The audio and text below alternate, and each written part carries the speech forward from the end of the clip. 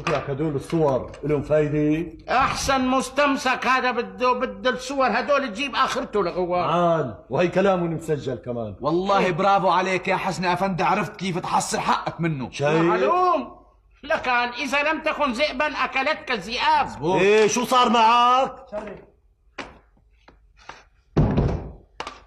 ابتسم مشان الصورة فريد افندي.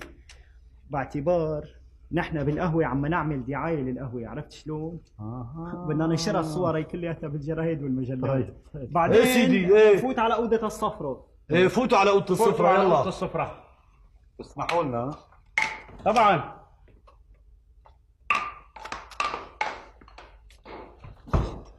شلوني معك؟ يا عيني عليك هلا تمام. احسن مستمسك بقدر منكر بكره؟ اعوذ بالله. انا ما بعت ما اخذته ما فوتته على البيت. هي صوت صورة. حوصتي لوصتي ما فيها منون. ابدا.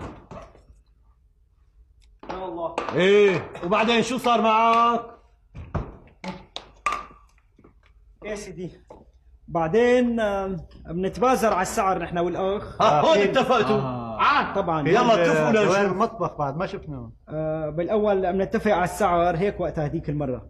لانه هن مشان الدعايه بيريدوا كل شيء مثل ما كان سابقا تيمنا. طيب ما في منه. مشان الدعايه للجرايد، يعني هي الصوره هي كلها مشان الجرايد. طيب ما في يا سيدي ان شاء الله عجبك. عجبني ما بشي. قديش بتحط لهم سعر؟ تعرفني انا كلمه واحده كلمه واحده. 5000 ليره. 5000 ليره نبيع. خلاص مثل ما اتفقتوا هذيك المره. صورة وانت عم تقبض المصاري. يا سيدي حلال عليك، اسمح لنا بالمصاري. جايبهم من البنك بعد مثل ما هن.